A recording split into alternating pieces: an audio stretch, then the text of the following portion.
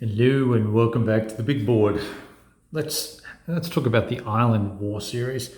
In some of my posts, I've discussed it as the Pacific Island War series and Saipan from Legion Games and things like that. But officially, I'll show you the box. Hopefully we won't tip anything out too important out of it. But this way, there's the Saipan Tinian. I guess I could zoom out for you, but Anyway, Michael Taylor design, right? And I don't know. I know Michael's name, and I really haven't looked up exactly how prolific or not he is. But this is a interesting system and interesting game. Obviously early in it, it's a 50-turn scenario for the campaign game, and I'm at the beginning of turn 3. And I wanted to just share a few initial impressions. And there goes the air conditioner. Hang on a second.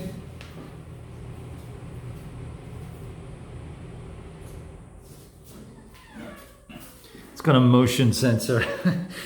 And as I wave my hands around behind the camera, it's activating it. All right, so I think one of the first things I probably want to share that I shared earlier on, but if you haven't seen one of the earlier videos, is the artwork for the ocean, for instance, is underwhelming at best. It's a very close map as well, so we've got larger counters and larger hexes, but it still gets very, very dense, as you can see here. It gets pretty crowded very easily, and there's a lot of fiddling around. So from a user interaction perspective, not super excited about it. I do like the map art for the island, funnily enough, and I don't mind the artwork for the units. They look pretty cool. Not enough of these counters, so I've had to use them sparingly or plop them across multiple units. I don't know how that happens in a design when you play test it well, so that's kind of odd. As you get into the game, I think there'll be enough of these reduction markers, and we're going to get to why they're important in a second. So usability standpoint, fine, I guess. Nice full color terrain effects charts and descriptions and things in here. No descriptions in the book, in the rule book for the counters. So you've really got to have this with you when you read the rules. Otherwise, you don't really know what's going on. But that was all good. Supplemental charts came out for something here. This landing disruption table became a 2d6 set of results instead of a 1d6 set of results, mainly to inflict more disruptions upon the Marines as they landed. And unfortunately, I rolled quite well for mine anyway. My voice is gone. And so for the Pacific Theater, there's a preconceived notion I have of combat in this era and this period and this theater, and that is, in essence, it's difficult to capture what the Japanese did or can do, and it typically boils down to the fact that, okay, we're going to do some sort of banzai charge or something of that nature. I'll give you a chance to counterattack and lose a lot of guys.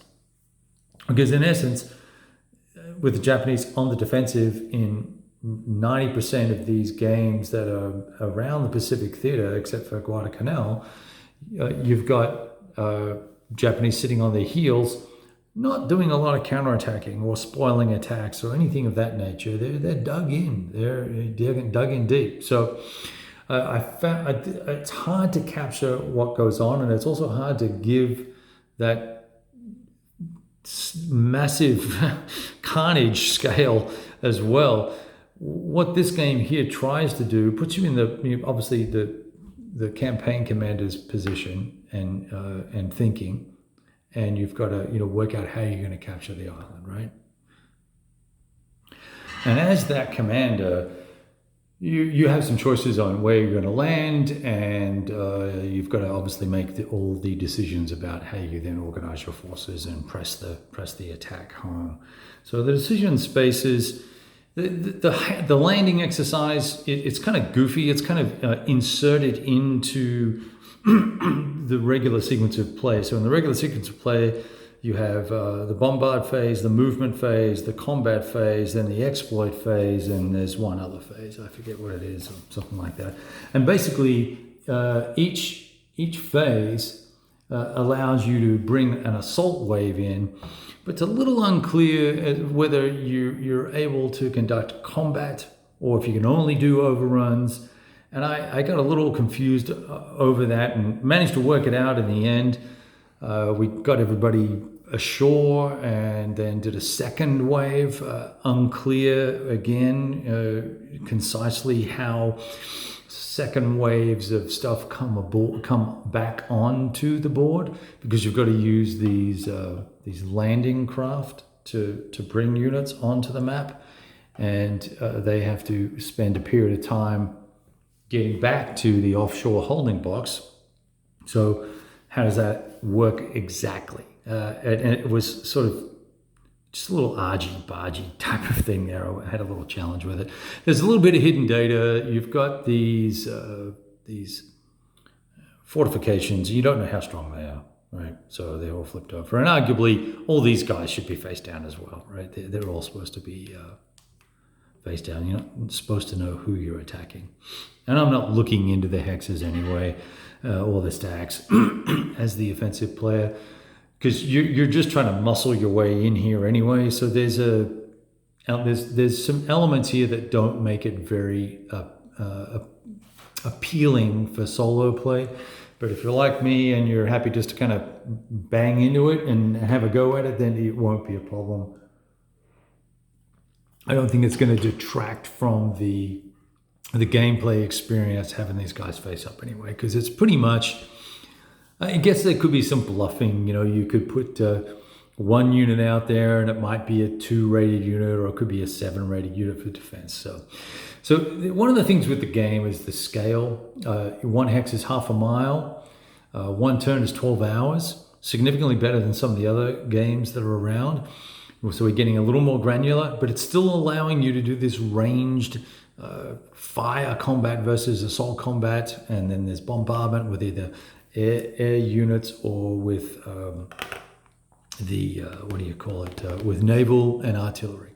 And so it's kind of a funky scale to be at, to have sort of direct fire actions going on, and you're firing with a battalion at a time. That said, I get it, and I really have not used it to fire. The idea is that you fire with a unit and attempt to get a disruption on it, which is going to give you a positive modifier when you then assault it with something else. You've got to have, you only have a 50% chance of, well, actually, there you go. Fire combat results are going to put a step loss on these guys. They're not going to put disruptions on them. So I don't see the point in firing using, that's my combat for the turn, and putting one step on and they don't retreat. I'd much rather just assault the hex that's disrupted from being barraged, get the modifier that will negate some of the terrain benefits, and then get in and do the close assault. Now, I'm going to take losses, potentially, but I'm definitely going to inflict losses and probably force a retreat, which gives me beachhead room and allows me to maneuver. One of the interesting things in the sequence of play is the very first thing you do, if let's say, for instance, I'm the Japanese, the very first thing that happens is the non-active player, i.e. the Americans, will remove all disruptions. And I actually think what they mean to say is reduce the level of disruption. So if you're badly disrupted, it's going to flip to disrupted and then it would come off. But that's not clear in the rules either. Or maybe it is, but I didn't see it. So anyway, you pull all these off. So in the prior turn, I would have disrupted the guys and they stay disrupted for this guy's turn, and then when it comes back around to me, they come off. So now I've got to disrupt them again to either slow them down or impact them or assault them or whatever the case may be. I found that to be interesting, that it didn't happen at the end of the player's turn like in many other games. So that has an influence on your tactical choices, and you do spend a lot of time re-disrupting units so that you can put them at a disadvantage. Anyway, let's talk about combat, and the kinetic side of this is really the guts of the game, and it's what drives the any sort of narrative, and it's also what drives any sort of historical flavor, and it's what drives the fun factor that to the extent that it's here. So let's zoom in a little bit here. I'll see if I can show you some of these guys. So each unit has, so this guy's a battalion, and it has 6 attack factors and 7 defense factors. And over time, every time we take a loss, I'm going to put a 1 or more underneath it to reflect the reduction in this number here. When that number gets to 0, the unit is eliminated. And as you can see here, particularly for the Americans in the Marines, they're 8-8-6s. And so, you know, if I take a 1 loss on this guy, he goes down to a 7-7-6, right? He has 4 steps, so he's actually going to be able to be flipped over when he gets to 4, and then you take the little counter underneath it off, and then he'll get 4 more, right? And that's how you reflect the reduction in strength there. Hopefully that went back in the right spot. So it's highly attritional, right? And you may think, well, that could take a long time to knock some guys out, but funnily enough, it moves along pretty quickly, because the combat results table runs from 1 to 4 to 7 to 1 in terms of attack odds, with some DRMs. Higher you roll on a 1d6 table, the better off you'll do. There is a AE and DE result, but there's also an attacker halved, defender quartered, attacker quartered, half exchange, quarter exchange results. So there's a pretty broad, let me zoom back out again, a pretty broad spectrum of results here. And you're really only driving the enemy, you're breaking the enemy down only with these defender quarter halved results, as you can see. There's also some results like DR that's not defined. I think that means it's disrupted and has to retreat 1 hex, but that's not, there's no just single D listed here. And you're not, and as far as I can tell, if you get that DQR result, that's maybe that DR just means defender retreat 1 hex. That's probably what it is, which means, I've already fixed it. It means defender just retreats 1 hex. So that's what that means. So it is defined. There we go. So that's a good thing. What was I going to say? Something about quartering and halving. It can take a while because if you're in a stack, right, each unit, you've got to sort of lose steps equally throughout. So that can take a while. So it does build up this sort of attritional nature of the jungle and island warfare that went on.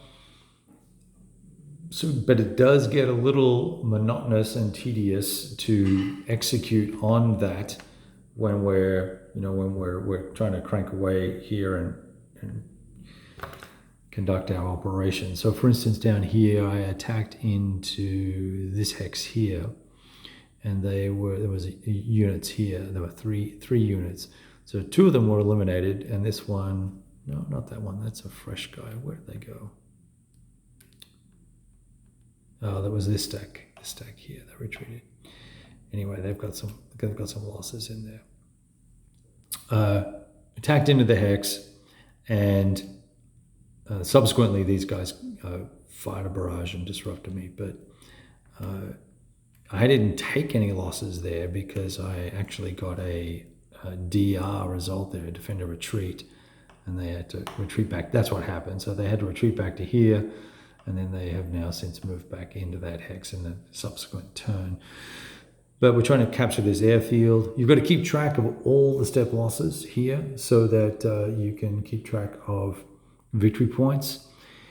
We can conduct some additional landings. So, conflict resolution, I think, is the heart of the game. And the heart of the game is that this is a battle of attrition, knocking stuff out one step or quarter of the defensive value, 2 steps at a time, and kind of dealing with it from there. Logistics are pretty straightforward. These beachheads belong on the beachhead, but I'm just keeping them out so I can keep track of where they are. They follow into the beachhead there. That affects your supply. You've got some abstracted air and naval that's being applied. So overall, it's okay, right? It's interesting. The historical narrative, I don't know. I'm not feeling the level of damage and destruction that I would have expected. Lots of disruptions early when you first land, but you clear those up relatively quickly, and then you just make some rough attacks at 1-2 or 1-1 or 2-1, and you will. I'm trying to find some guys with some losses here. I've put some replacements in, but this guy's taken 2-step losses. This guy's got a step loss. He's disrupted the tank unit. Most of these guys had very successful attacks and didn't take any losses. They're all new units that landed this turn. So it is what it is, right? I think overall the rule book is pretty clear. There are just some little bits and pieces that in terms of where things are in the rule book and layouts, that it makes it a little bit of a challenge to sort of sort your way through it. And I got to confess, I've had a sore back, and I've been to and from this game, had the 2-week rat issue or field mouse or whatever the hell it was, trapped in a wall somewhere, so the whole downstairs stunk. So I've been in and out of this game and not really sitting down and playing 3 or 4 turns at a time. So it's been a little disjointed. So my recollection of the rule book, etc., has not been perfect or optimal for that matter. So sharing all that with you just to give you a little bit of feedback. I'm probably going to play a couple more turns, but not much more. I really want to get a couple of games that I have coming. One coming today on the table, and we'll have a look at that. Do a shrink rip and stuff, and we'll have a look at that game in particular over the next few weeks. That will take us extended period of time to play. All right, looking forward to you guys. Let me know if you've played this game or played this series. What were your experiences? What did you like or not like about it? How far did you get in the campaign? Did you feel like you got a historical result? Be keen to hear what you have to say about the gameplay. I don't see a lot of people posting about this system. It's one of the reasons why I wanted to give it a try. I picked it up relatively inexpensively. I probably should have played Tinian first. It's a smaller scenario, and maybe we could have gotten through a little bit more of it. And I might set this up on my other table and put Tinian up and give it a run, and we'll see what happens. I may update this first impressions, early impressions video based on gameplay from that. All right, all the best. Saipan, Alan Moore series from Legion Games. Cheers.